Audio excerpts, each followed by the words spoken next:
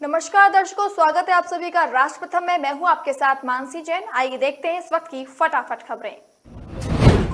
BJP की तरफ से ममता सरकार पर लगे भ्रष्टाचार के आरोपों के खिलाफ न बनना चलो मार्च का ऐलान किया गया। इस मार्च में हजारों की संख्या में बीजेपी कार्यकर्ता पहुंचे। पूरी प्लानिंग के साथ हर इलाके से कार्यकर्ताओं को इकट्ठा किया गया और कोलकाता बुलाया गया। हालांकि पश्चिम बंगाल पुलिस ने पहले से ही इस मार्च को लेकर की थी तैयारी। बीजेपी कार्यकर्ताओं को रोकने के लिए पूरे इंतजाम किए गए थे, लेकिन जब उन्हें रोका गया तो वो हिंसक हो उठे। पुलिस और बीजेपी कार्यकर्ताओं के बीच जमकर हुई झड़प। कार्यकर्ताओं के अलावा कुछ पुलिसकर्मी भी हुए घायल। बीजेपी कार्यकर्ताओं ने पुलिस की गाड़ियों में तोड़फोड़ की और आगजनी भी की। दिल्ली में बीजेपी के खिलाफ आज से कूड़ा विरोधी अभियान शुरू। 14 अक्टूबर तक पूरी दिल्ली में शुरू हो जाएगा अभियान। 15 सितंबर को ओखला लैंडफिल साइट और 16 सितंबर को दुर्गेश पाठक के नेतृत्व में भलसवा लैंडफिल साइट पर देखने जाएंगे। पार्टी ने इस अभियान के लिए नारा दिया है, बीजेपी का चमत्कार देखो, कूड़े का पहाड़ देखो।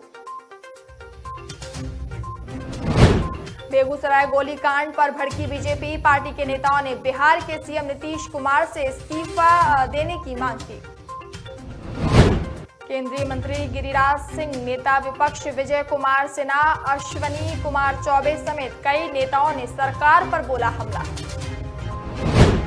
विजय कुमार सिन्हा ने घटना को लेकर ट्वीट कर कहा कि बेगूसराय में हुए गोलीकांड की नैतिक जिम्मेदारी लेते हुए मुख्यमंत्री को गृह विभाग से इस्तीफा दे देना चाहिए।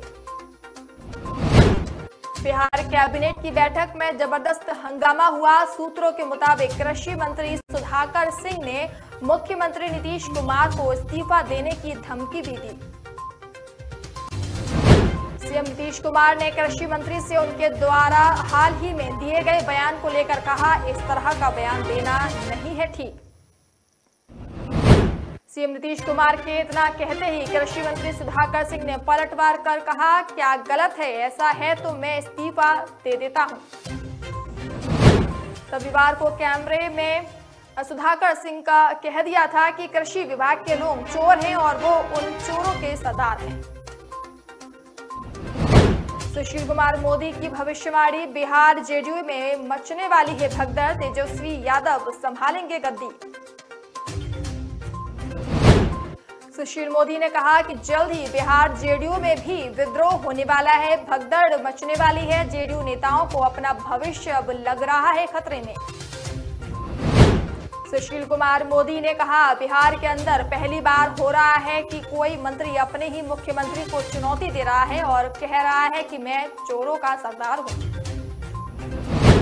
कांग्रेस के वरिष्ठ नेता कमलनाथ ने कहा, सत्तारूढ़ भारतीय जनता पार्टी निक्कर मामले को बेवजह तूल दे रही है। वह राहुल गांधी की अगुवाई वाली भारत जोड़ो यात्रा की सफलता से जनता का ध्यान भटकाना चाहती है। उन्होंने बीजेपी पर तंज कसते हुए ये सवाल भी किया कि उसके सभी कार्यकर्ता निक्कर पहनते हैं क्या। राजस्थान के बूंदी में खेल मंत्री अशोक चांद्रा ने कहा कि विश्व में राजस्थान एकमात्र ऐसा प्रदेश है जहां ग्रामीण ओलंपिक में 30 लाख लोग उत्साह से खेल में भाग ले रहे हैं। उन्होंने कहा, ग्रामीण ओलंपिक आयोजन से फिट राजस्थान, हिट राजस्थान का सपना होगा साकार। यहां हिंडोली उपखंड मुख्यालय स्थित गणेश बावड़ी स्टेडियम में आयोजित राजीव गांधी ग्रामीण ओलंपिक खेल प्रतियोगिता के शुभारंभ समारोह को कर रहे थे संबोधित। मंत्री अशोक चांद्रा ने कहा कि दुनिया में इतनी बड़ी जन भागीदारी का खेल आयोजन आज तक नहीं हुआ। वर्ल्ड रिकॉर्ड ने भी ये प्रमाणित किया। ऑल इंडिया मजलिस-ए-इत्तेहाद उल मुस्लिमी के राष्ट्रीय अध्यक्ष असदुद्दीन ओवैसी का राजस्थान दौरा आज हुआ शुरू। ओवैसी 2 दिन तक राजस्थान में रहेंगे। इस दौरान वह कई जनसभाओं को संबोधित करेंगे। ओवैसी इस दौरान जयपुर और सीकर इलाके का दौरा करेंगे। राजस्थान विधानसभा चुनाव में उतरने की घोषणा के बाद ओवैसी का ये पहला सार्वजनिक कार्यक्रम है और ओवैसी के तय कार्यक्रम के मुताबिक असदुद्दीन ओवैसी जयपुर में पार्टी कार्यालय में पदाधिकारियों की बैठक लेंगे। राजस्थान में अगले साल होने वाले विधानसभा चुनाव से पहले सियासी जंग हुई शुरू। गुर्जर महासम्मेलन में हंगामे के बाद बीजेपी और कांग्रेस आमने सामने। दोनों दलों के नेताओं ने सोशल मीडिया पर मोर्चा संभाल लिया। अशोक गहलोत सरकार में खेल राज्य मंत्री पर जूता फेंकने से शुरू हुआ विवाद। गुर्जर आंदोलन के गोलीकांड मामले तक पहुंच गया। पुष्कर में हुई घटना से आहत अशोक चांद्रा ने सोशल मीडिया पर गुस्से का इजहार करते हुए लिखा था, आज एक अद्भुत नजारा देखा गया जब राजेंद्र राठौड़, जिन्होंने 72 लोगों को मारने का आदेश दिया था। हरियाणा की बीजेपी नेता और टिकटॉक स्टार सोनाली फोगाट की मौत पर रहस्य अभी भी बना हुआ है। इस बीच उनकी बहन ने हत्या के इस मामले में राजनीतिक एंगल की भी बात की। केंद्र सरकार ने फोगाट की मौत की सीबीआई जांच की सिफारिश को मंजूरी दे दी है। इस मामले में खाप पंचायत ने रविवार को एक बैठक कर इसकी सीबीआई जांच की मांग की थी। दिल्ली से लेकर उत्तर प्रदेश और बिहार तक आसमान में एक रहस्यमयी नजारा देखने को मिला। इस नजारे को देख लोग रह गए दंग। राज्यों की कई जगहों पर आसमान में एक चलती हुई ट्रेन सी दिखाई पड़ी। रात के अंधेरे में कतार लगाकर एक अजीब सी रोशनी आई थी नजर, जैसे मानो कि आसमान में कोई ट्रेन सी चल रही हो। इस घटना का वीडियो सोशल मीडिया पर हो रहा है जमकर वायरल।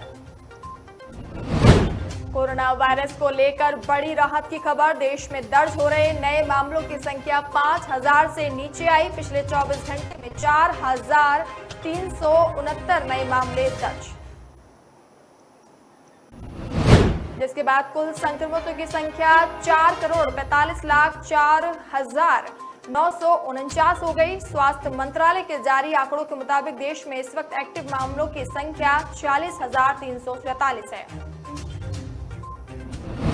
मंत्रालय द्वारा जारी जानकारी के मुताबिक पिछले 24 घंटे में कोरोना के 3,50,468 टेस्ट हुए। वहीं कोरोना से मरने वालों के कुल मौत के आंकड़े को देखें तो ये संख्या 5,28,185 हुई। उत्तर प्रदेश की योगी आदित्यनाथ सरकार में पीडब्ल्यूडी मंत्री जितिन प्रसाद और व्यावसायिक शिक्षा मंत्री कपिल देव अग्रवाल और संसदीय कार्य एवं चिकित्सा राज्य मंत्री महेकेश्वर शरण सिंह 2 दिवसीय दौरे पर रायबरेली पहुंचे।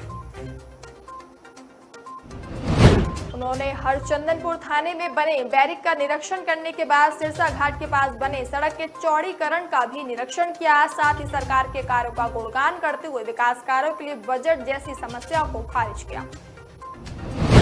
उन्होंने कहा, बरसात खत्म हो चुकी है, अधूरे पड़े सारे कार्य जल्द से जल्द पूरे कराए जाएंगे। जितिन प्रसाद, कपिल देव अग्रवाल, मंकेश्वर शरण सिंह सहित 3 मंत्रियों का समूह 2 दिवसीय दौरे पर पहुंचा है रायबरेली। बीजेपी 2024 के लोकसभा चुनाव से पहले इसी साल के अंत में होने वाले नगर निकाय चुनाव की तैयारी में जोर शोर से जुटी। यूपी में संगठन के दोनों लीडर नए हैं और दोनों के सामने सबसे बड़ी चुनौती नगर निकाय चुनाव है, इसीलिए लगातार मंथन है जारी।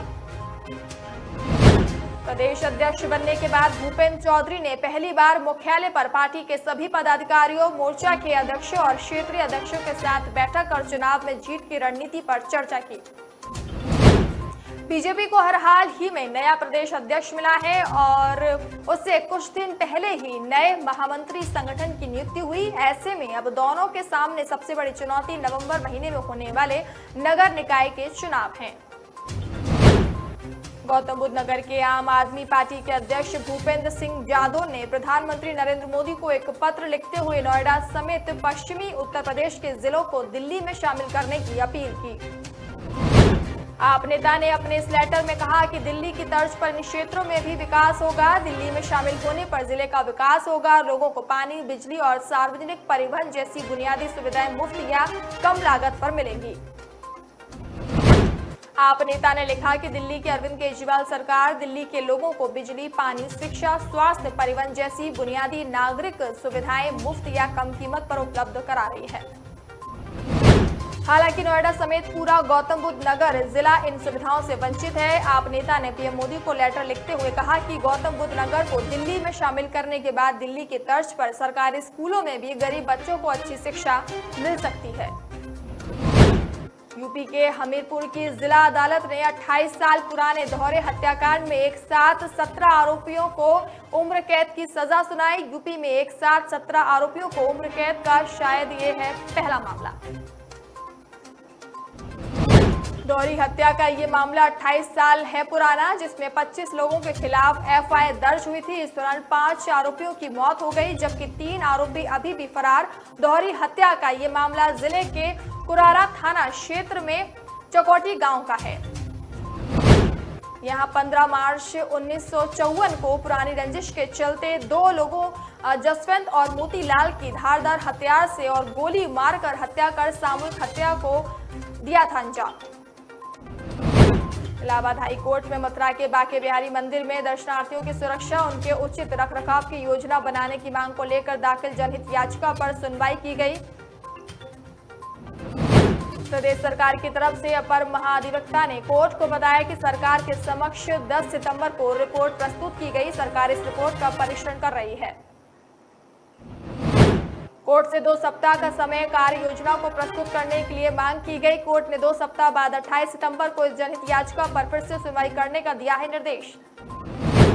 मामले में मुख्य न्यायमूर्ति राजेश बिंदल एवं न्यायमूर्ति जे मुनीर की खंडपीठ अनंत शर्मा व अन्य की तरफ से दाखिल इस जनहित याचिका पर सुनवाई कर रही है।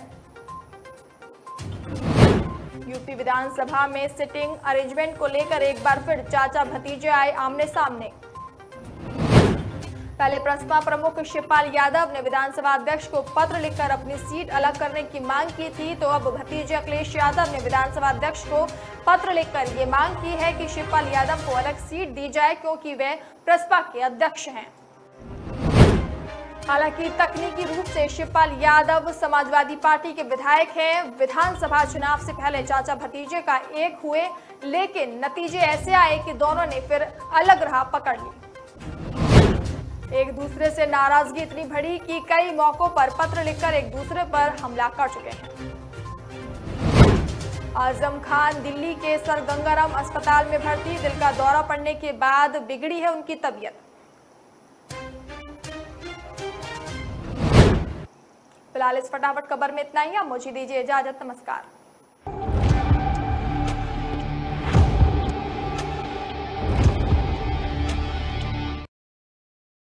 बोल धरती जयकारा, गगन है सारा गूंजा।